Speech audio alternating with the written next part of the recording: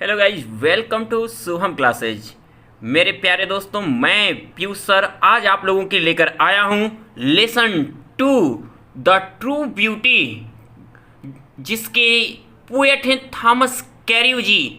तो जिन्होंने एक बहुत ही रोमांटिक पोयम लिखा था आप लोग के लिए। तो आज मैं बात करने वाला हूँ द ट्रू ब्यूटी के बहुत ही शानदार और एक इजी सेंट्रल आइडिया मैंने आप लोगों के लिए तैयार किया है, जो एक बार आप पढ़ने के बाद आपके माइंड में सेट हो जाएगा और एग्जाम में आप इसको तुरंत लिख सकते हो। तो इस वीडियो को शुरू से अंत तक आप जरूर देखोगे।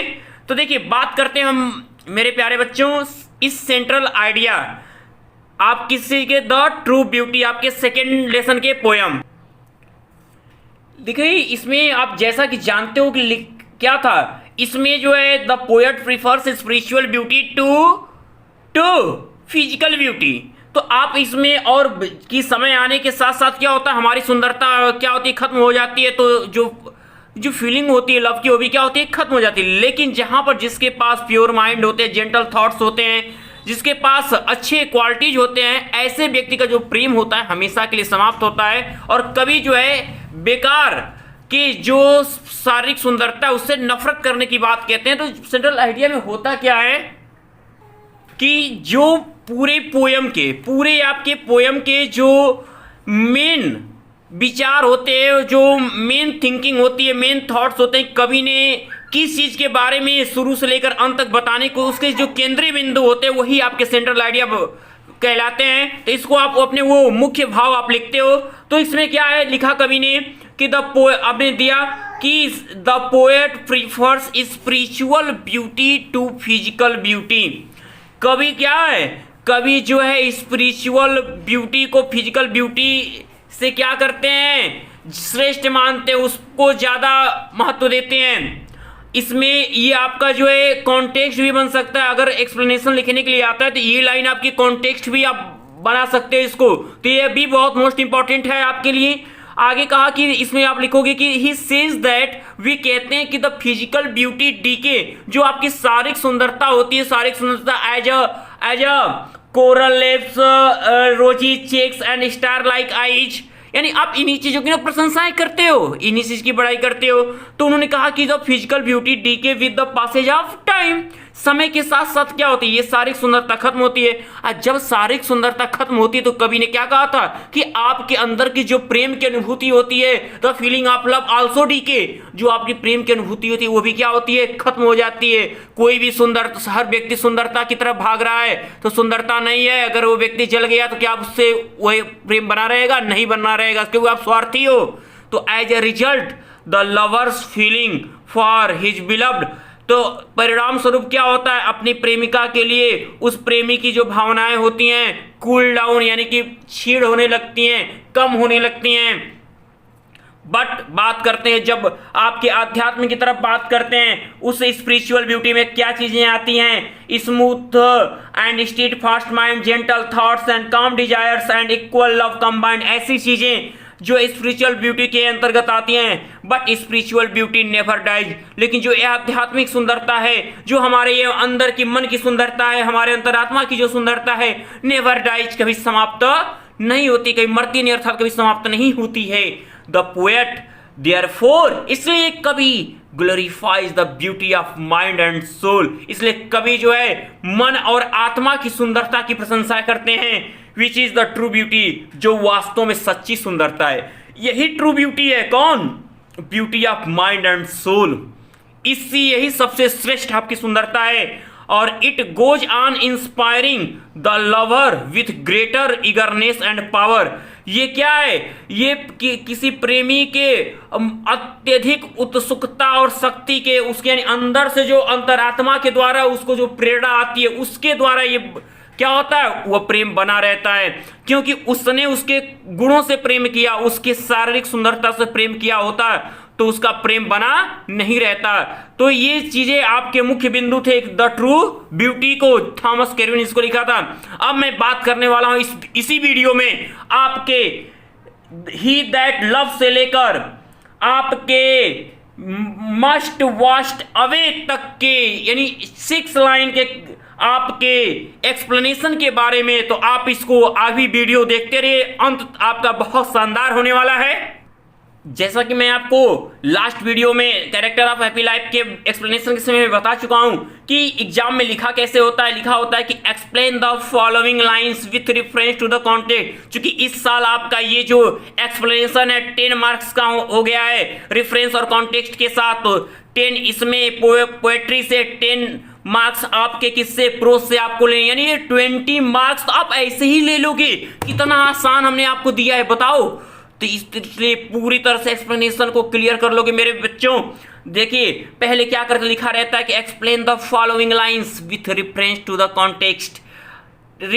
आगे दिए गए पंक्तियों की संदर्भ और प्रसंग सहित व्याख्या कीजिए।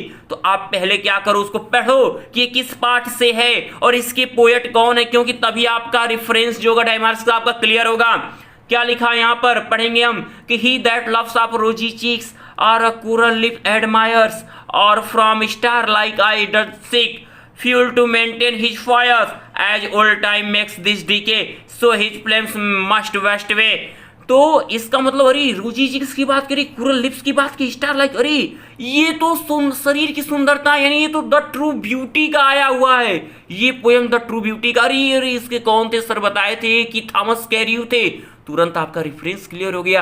रेफरेंस कैसे लिखते हैं, दिज लाइन से स्टार्ट करते हैं, प्रोज हो चाहे पोएट्री हो, दिज लाइन से। तो देखो रेफरेंस कैसे तो मैंने बताया था कि रेफरेंस में क्या करते हैं, जब स्टार्ट दिज लाइंस करोगे तो क्या होगा, हैव बीन। मैंने बताया कि एक ही आप पोएट्री के लिए और प्रोज के लिए एक ही टाइप का रेफरेंस क्या करोगे, अपने माइंड में रखोगे, बाकी अलग टाइप का रखोगे तो आपसे गलती हो जाएगी हैज की या दिस की, यहाँ पर आपसे गलतियां होती रहेंगी। तो these lines have been taken from, अगर प्रोज में रहेगा तो पोएम की जगह क्या हो जाएगा, लेसन हो जाएगा। लेकिन ये पोएट्री की चूंकि बात हो रही है तो यहाँ the poem, these lines have been taken from the poem. और हमने बताया था कि तुरंत उसके बाद जो चैप्टर का नाम होता है उसके प्रत्येक वर्ड के पहले लेटर को कैपिटल लेटर से आप लिखना न भूलेंगे और सिंगल इन्वर्टेड कॉमा कर देंगे, थोड़ा इसको बोल्ड या इटैलिक जरूर कर दोगे। तो the true beauty composed by, और उसमें रहेगा प्रोज में तो रिटन बाई। अब यहाँ पर आपके पोएट का नाम हो या चाहे राइटर का नाम हो, उसके प्रत्येक वर्ड का पहला लेटर भी कैपिटल लेटर होना चाहिए, इसको बोल्ड या इटैलिक कर दोगे और सिंगल इन्वर्टेड कॉमा से इंडिकेट कर दोगे। तो थॉमस कैरियो, तो in the true beauty Thomas Cairo द्वारा लिखे गए, क्या है, थॉमस कैरियो द्वारा लिखे गए ये पंक्तियां जो थॉमस कैरियो द्वारा लिखे गए द ट्रू ब्यूटी से ली गई हैं। तो अब बात करते हैं कॉन्टेक्स्ट की तरफ। देखिए कॉन्टेक्स्ट में क्या हमने बताया कि आप ये भी कह सकते हो कि the poet prefers spiritual beauty to physical beauty. तो आप ये भी लाइन आप कॉन्टेक्स्ट बना सकते थे, लेकिन अब इस चूंकि 6 लाइन की बात हम कर रहे हैं, इसमें कवि ने क्या है कि बताया कि जो शारीरिक सुंदरता है समय के साथ साथ क्या होती है, समाप्त हो जाती है। लास्ट 6 लाइन में बताया कि जो आध्यात्मिक सुंदरता है वो हमेशा क्या होती है, बनी होती है। तो आप द पोएट टेल्स अस, कवि हमसे कहते हैं दैट की द फिजिकल ब्यूटी फेड्स, ये शारीरिक सुंदरता क्या होती है, खत्म हो जाती है with the passage of time, समय बीतने के साथ, समय बीतने के साथ जो है शारीरिक सुंदरता खत्म हो जाती है। तो ये चीजें, ये लाइन आप बहुत एकदम क्लियर माइंड में इतना सेट कर लोगे कि एकदम वेट ना करना पड़े एग्जाम तक आपको। अब ये आपकी एक्सप्लेनेशन की तरफ आ गए हम। तो एक्सप्लेनेशन में जब 6 लाइन की बात था कि ही दैट लव्स अ रोजी चिक्स, एक्सप्लेनेशन होता है कि पर लाइन को पढ़ते हैं, पर लाइन को हम क्या करते हैं, अपनी भाषा में ट्रांसलेट करते हैं। तो ही दैट लव्स अ रोजी चिक और कोरल लिप एडमायर, वह व्यक्ति अपने प्रेमिका की गुलाबी गालों से प्रेम करता है और अपने उसकी मुंगे से लाल ओठों की प्रशंसा करता है। और from star like eye does seek fuel to maintain his fire, और उसके सितारों जैसी आंखों में अपनी प्रेम की अग्नि को बनाए रखने के लिए क्या करता है, ईंधन की तलाश करता है। उसी को ट्रांसलेट करो। तो इसमें देखो कहा गया कि द पोएट सेज दैट, यहीं से स्टार्ट करेंगे। द पोएट सेज दैट, कवि कहते हैं कि, और यहाँ पे ये भी लिख सकते कि लिखते कि इन दीज लाइन्स, जो कॉन्टेक्स्ट को इन दीज लाइन्स में से भी स्टार्ट कर सकते थे। तो अब यहाँ पर है कि एक्सप्लेनेशन में द पोएट सेज दैट, कवि कहते हैं दैट की क्या, वह मतलब कौन, यानी कोई व्यक्ति। तो अ मैन इज अट्रैक्टेड, और एक व्यक्ति क्या है, आकर्षित हो जाता है by the physical charm of his beloved, अपनी प्रेमिका के शारीरिक सुंदरता से। आपकी प्रेम क्या है, आपका शारीरिक सुंदरता पर डिपेंड, अरे कौन अच्छी है, कौन क्या है, ये बहुत, तो इसीलिए आप क्या हो, अपनी पढ़ाई बर्बाद करो। तो पढ़ाई को बर्बादी से बचाना है तो इन चीज़ों को एकदम नज़रअंदाज करके रखना है आपको। तो ही लव्स, अभी अभी बात किया हमने, ही लव्स हर रोजी चिक्स, वो उसके गुलाबी गालों से प्रेम करता है। ही प्रेचेज हर लिप्स, वो उसके ओठों की प्रशंसाएं करता है। Lips are as red as coral, उसके ओठ कैसे होते हैं, इतने लाल जैसे कि एक मूंगा होता है, उतना लाल।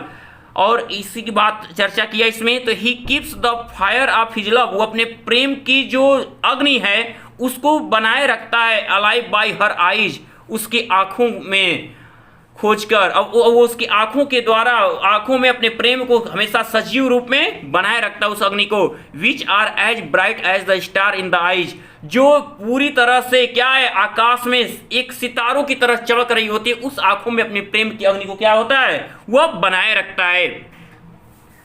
दीज फिजिकल चार्म्स, और जो यही सब जो आपके कोरल लिप्स जो है, आपके रोजी चिक्स हैं, स्टार लाइक का, यही शारीरिक सुंदरता आपकी, these physical charms decay with the passage, यही शारीरिक सुंदरता समय बीतने के साथ खत्म हो जाती है। क्योंकि आपने शारीरिक सुंदरता से जब प्रेम किया था तो जाहिर सी बात है कि जब उसकी सुंदरता में कमी आएगी तो आप क्या करोगे, उससे अपना नाता तोड़ लोगे। आजकल लोग तो मेकअप उतर जाने पे नाता तोड़ लेते हैं, तो सारी सुंदरता ही चली जाएगी। एज ए रिजल्ट, परिणाम स्वरूप, the feelings of love also decay, जो आपके अंदर की जो प्रेम भावना है वो भी क्या होती है, समाप्त हो जाती है। क्योंकि आपने शरीर रूपी स्वार्थ से आपने प्रेम किया था, तो जैसे वो जाती है सुंदरता, आपकी जो प्रेम की अनुभूति है समाप्त हो जाती है, और आप जैसे लोग बेवकूफ़ बन जाते हैं। तो ऐसे ही आप वो काम नहीं करोगे। तो आज की एक्सप्लेनेशन भी मैंने आपको बहुत ही इजी और बहुत ही जितना हो सके बहुत ही एक सरल तरीके से वर्णित कर दिया। अब आप जितना हो सके अपना प्रिपरेशन बना लो, और एक्सप्लेनेशन के साथ साथ सेंट्रल आइडिया इसकी बहुत इंपॉर्टेंट होती है बोर्ड एग्जामिनेशन में, और इसको आप पूरी तरह अभी से लर्न कर जाओ। तो उम्मीद करते हैं कि आज की वीडियो आपके बोर्ड एग्जाम की तैयारी में बहुत ज़्यादा कारगर साबित हो गई है।